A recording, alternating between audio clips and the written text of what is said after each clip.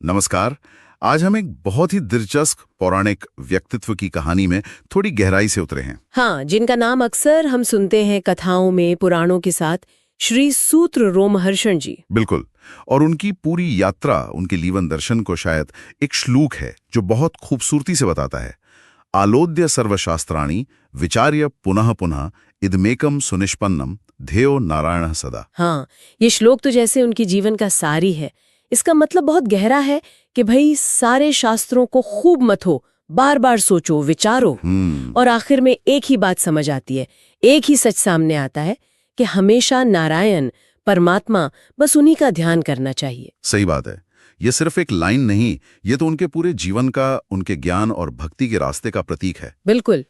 तो आज हम यही कोशिश करेंगे कि हमारे पास जो भी जानकारी है, जो स्रोत हैं, उनके आधार पर सूत रोमहर्षण जी का जीवन कैसा था, उनकी भूमिका क्या थी और क्यों वो इतने महत्वपूर्ण माने जाते हैं, इसको समझें। हाँ, ये स्रोत हमें उनके जन्म के बारे में, उनके गुरु कौन थे, उनके सुनने वाले कौन थे, और हाँ, उनके जीवन का अंत कैसे हुआ, इस सब पर कुछ रोशनी डालते हैं। हमारा मकसद यही है कि आज हम ये जान पाएं कि आखिर सूत रोमहर्षण थे कौन। ये जो कथा सुनाने की परंपरा है हमारी, उसमें उनका इतना ऊंचा स्थान क्यों था, और वो जो उनके अंत की कहानी है, वो वैसे क्यों हुई।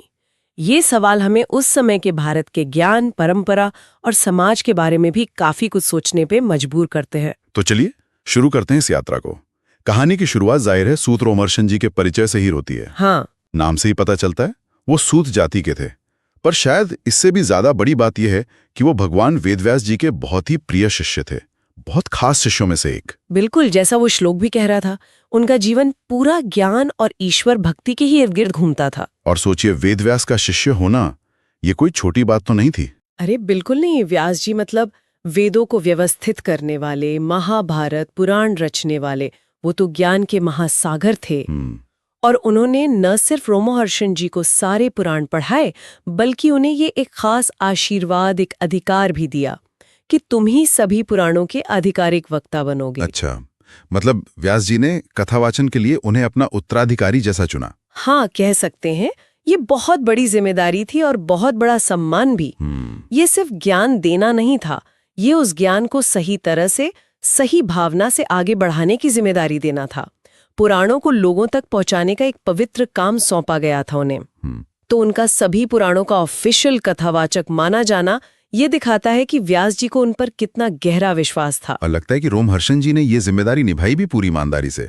वो एक जगह टिक कर नहीं रहते थे शायद। हाँ, बिल्कुल नहीं। उनका जीवन तो एक तरह से ज्ञान यात्रा ही थी। वो लगातार चलते रहते थे, अलग अलग ऋषियों के आश्रमों में जाते थे, और वहां जो भी ज्ञान के प्यासे लोग इकट्ठे होते थे, उन्हें पुराणों की कथाएं सुनाते थे। अच्छा, इस बारे में नैमिषारण्य का जिक्र बार बार आता है। नैमिषारण्य, हाँ, सुना इसके बारे में। प्राचीन भारत में ज्ञान और तपस्या का बहुत बड़ा केंद्र था शायद। हाँ, बिल्कुल सही। आप सोचिए, नैमिषारण्य जैसी पवित्र जगह जहाँ कहते हैं 88,000 ऋषि एक साथ रहते थे, ज्ञान चर्चा करते थे, यज्ञ करते थे। 88,000? हाँ, ऐसी जगह पर सूत जी का बार बार जाना और कथा कहना, ये उनके महत्व को और बढ़ा देता है। वो सिर्फ एक कथावाचक नहीं थे, वो उस ज्ञान केंद्र के एक अहम हिस्सा थे। और लोगों में मतलब ऋषियों में उनकी लोकप्रियता कैसी थी? सुनने के लिए उत्सुक रहते थे लोग। उत्सुक से कहीं ज्यादा। हमें जो पता चलता है वो ये कि जैसे ही ऋषियों को खबर मिलती कि सूत रोमहर्षण जी कहीं आसपास आए हैं, वो सब अपना काम छोड़कर भागे चले आते थे। अच्छा। हाँ, उन्हें घेर के बैठ जाते थे बड़े आदर से, जैसे किसी बहुत जरूरी ज्ञान वर्षा का इंतजार कर रहे हों। उनकी कहानियां सिर्फ किस्से नहीं थी, वो ज्ञान, धर्म, जीवन जीने का तरीका, इन सब का स्रोत थी। ये कल्पना करना भी बड़ा अद्भुत है। लेकिन यहाँ एक और बात है जिस पे ध्यान देना चाहिए, उनकी सामाजिक पृष्ठभूमि। आपने शुरू में कहा वो सूत जाति के थे। हाँ, और ये बिंदु बहुत बहुत महत्वपूर्ण है।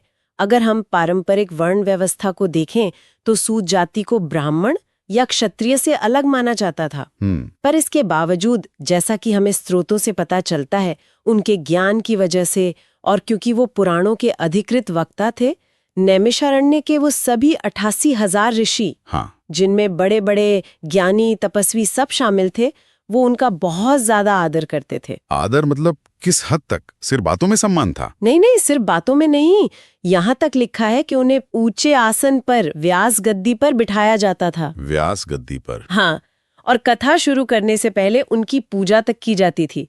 सोचिए जरा, जन्म की पृष्ठभूमि चाहे जो हो, ज्ञान और भूमिका के आधार पर इतना सम्मान। ये बात तो सच में असाधारण है। इससे उस समय के समाज के बारे में क्या समझ आता है? यही तो एक बहुत जरूरी बात छिपी है। ये दिखाता है कि कम से कम ज्ञान और धर्म के क्षेत्र में तो उस समय ये मान्यता थी कि इंसान का ज्ञान, उसकी काबिलियत, उसकी भूमिका, ये सब जन्म से मिली स्थिति से कहीं ज्यादा महत्वपूर्ण हो सकती है। अच्छा। उनका सम्मान उनकी विद्वत्ता के लिए था, पुराहों के ज्ञान को फैलाने की उनकी अनोखी भूमिका के लिए था। ये दिखाता है कि ज्ञान जो है वो सामाजिक बंधनों को तोड़ सकता है। ये वाकई बहुत गहरा बिंदु है। चलिए अब उनकी कथा कहने की शैली पर आते हैं। हाँ। क्या उसका भी कोई खास तरीका था, कोई पैटर्न? हाँ, बिल्कुल।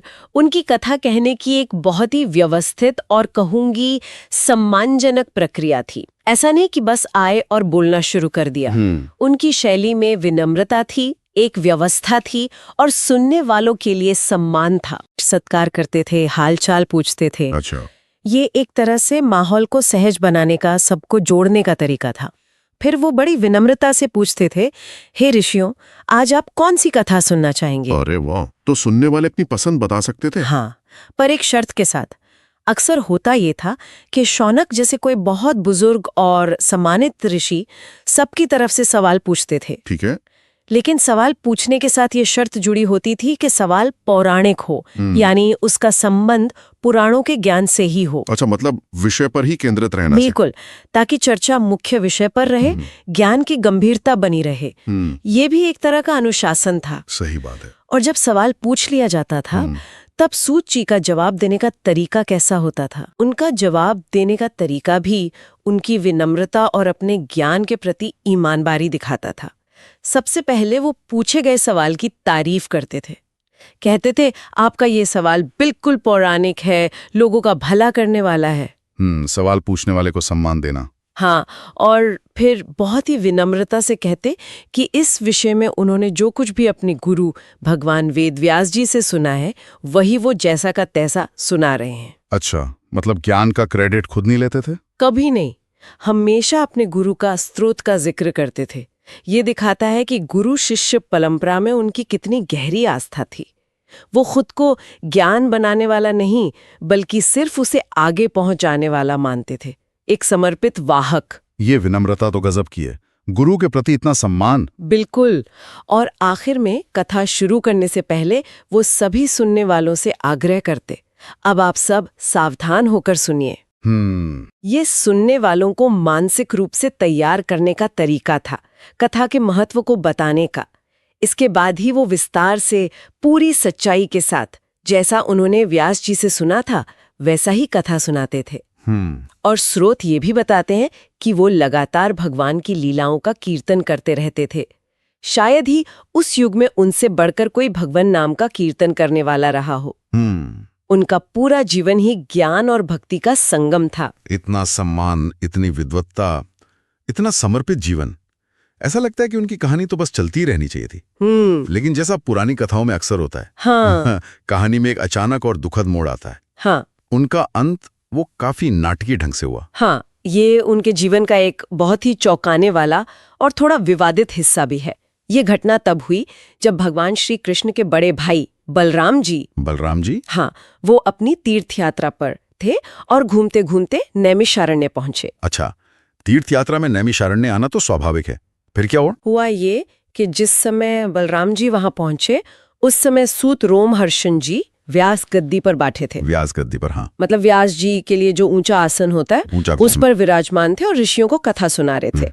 कथा चल रही थी, सब ऋषि ध्यान से सुन रहे थे। और जब बलराम जी सभा में आए तब सूत जी, जो कथा में एकदम डूबे हुए थे और शायद व्यास गद्दी की गरिमा का भी ध्यान रख रहे थे, वो बलराम जी को देखकर अपने आसन से उठे नहीं। हाँ, शायद वो कथा का प्रवाह नहीं तोड़ना चाहते थे, या उन्हें लगा कि व्यास गद्दी पर बैठे होने के नाते उठने की जरूरत नहीं है, क्योंकि वो आसन तो खुद व्यास जी का प्रतीक था। लेकिन बलराम जी को शायद ये बात पसंद नहीं आई होगी। बिल्कुल नहीं। बलराम जी जो खुद यदुवंश के इतने शक्तिशाली राजकुमार थे, शेषनाग के अवतार माने जाते थे, उन्हें ये अपना अपमान लगा। ओ, उन्हें शायद लगा कि सूत जी ने जानबूझकर उनकी बेइज्जती की है, और कहते हैं कि वो इस बात पर इतने गुस्से में आ गए कि उन्होंने बिना कुछ सोचे समझे उसी वक्त अपनी ताकत के नशे में सूत जी का सर धड़ से अलग कर दिया। सिर काट दिया, व्यास गद्दी पर बैठे हुए कथा कहते हुए। ये तो अविश्वसनीय है, इतने सम्मानित व्यक्ति का ऐसा अंत। हाँ बिल्कुल। वहां जो ऋषि बैठे थे उन्होंने क्या किया? वो चुप तो नहीं रहे होंगे? आप बिल्कुल सही सोच रहे हैं। वो ऋषि चुप कैसे रहते? उन्होंने बलराम जी के इस काम की बहुत ही कठोर शब्दों में निंदा की। अच्छा। उन्होंने सीधे सीधे बलराम जी से कहा, हे बलराम, ये तुमने बहुत गलत किया है, ये अधर्म है। हम सब ऋषियों ने मिलकर इन्हें, मतलब सूत जी को, न सिर्फ लंबी उम्र का वरदान दिया था, बल्कि इनके इतने ज्ञान का सम्मान करते हुए इन्हें इस व्यास गद्दी पर बिठाया था। यानी ऋषियों ने खुलकर बलराम जी का विरोध किया, उनके काम को गलत ठहराया। हाँ, सिर्फ विरोध ही नहीं किया, उन्होंने बलराम जी को इसके अंजाम के बारे में भी बताया। उन्होंने कहा कि तुमने एक निर्दोष और ज्ञानी व्यक्ति की हत्या की है, वो भी तब जब वो व्यास गद्दी पर बैठकर ज्ञान यज्ञ कर रहा था। इस वजह से तुम पर ब्रह्म हत्या का पाप लगा है। अब यहाँ ब्रह्म हत्या का मतलब शायद सिर्फ ब्राह्मण की हत्या नहीं, बल्कि एक ज्ञानी, विद्वान, पूज्य व्यक्ति की हत्या से है, खासकर जब वो ज्ञान देने जैसे पवित्र काम में लगा हो। तो ऋषियों ने उन्हें पापी कह दिया। बलराम जैसे शक्तिशाली योद्धा पर इसका क्या असर हुआ होगा? देखिए, ऋषियों का नैतिक और आध्यात्मिक बल उस समय बहुत ज्यादा था। उन्होंने बलराम जी को साफ साफ कहा कि उन्हें इस पाप का प्रायश्चित करना ही पड़ेगा। अच्छा। और हमें पता चलता है कि बलराम जी ने ऋषियों की बात मानी। उन्होंने पूछा कि प्रायश्चित कैसे होगा, और फिर ऋषियों ने जैसा जैसा तरीका बताया, बलराम जी ने बिल्कुल वैसा ही प्रायश्चित करके खुद को उस पाप से मुक्त करने की कोशिश की। ये घटना तो बड़ी कई परतों वाली है। ये दिखाती है कि ऋषियों का नैतिक बल कितना था कि बलराम जैसे शक्तिशाली व्यक्ति को भी उनकी बात माननी पड़ी। सही कहा। लेकिन सूत रोमहर्षण जी के जाने के बाद क्या वो महान कथावाचन की परंपरा वहीं खत्म हो गई? व्यास जी ने जो जिम्मेदारी सौंपी थी उसका क्या हुआ? नहीं, यहीं पर परंपरा की निरंतरता, उसका चलते रहना, इसका एक और बहुत सुंदर उदाहरण हमें देखने को मिलता है।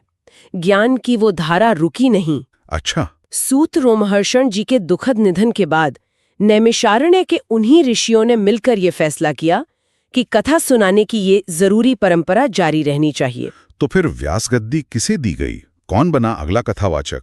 वो व्यास गद्दी और पुराणों को सुनाने का अधिकार रोमहर्षण जी के ही बेटे उग्रश्रवा को सौंपा गया। उनके बेटे को? हाँ, उग्रश्रवा भी अपने पिता की तरह ही ज्ञानी थे और कथा कहने में बहुत कुशल माने जाते थे। अच्छा, तो पिता की विरासत बेटे ने संभाली। हाँ, और तब से उग्रश्रवा ही पुराणों के मुख्य वक्ता के रूप में जाने गए। हम अक्सर पुराणों में सुनते ना, उग्रश्रवा उवाच। हाँ हाँ, सुना है। मतलब उग्रश्रवा ने कहा, वो उन्हीं का जिक्र है। और इस बारे में एक बहुत महत्वपूर्ण सूत्रवाक्य भी आता है, आत्मा वै जायते पुत्रः। आत्मा वै जायते पुत्रः, इसका क्या मतलब हुआ? इसका सीधा मतलब तो है आत्मा ही पुत्र के रूप में जन्म लेती है, लेकिन इसका गहरा मतलब ये है कि बेटे में पिता के गुण, संस्कार और यहाँ तक कि उनकी क्षमताएं भी कुदरती तौर पर मौजूद होती हैं। यही मानकर ऋषियों ने उग्रश्रवा को उनके पिता का स्वाभाविक उत्तराधिकारी माना। उन्हें विश्वास था कि उनमें वो सारी काबिलियत है जो पुराणों की इस परंपरा को उसी ईमानदारी और प्रामाणिकता से आगे बढ़ाने के लिए जरूरी है। अच्छा। तो इस तरह एक व्यक्ति चला गया, लेकिन ज्ञान की वो परंपरा बिना रुके आगे चलती रही। तो ये थी सूत रोमहर्षण जी की कहानी, व्यास जी के चुने हुए अनोखे कथावाचक।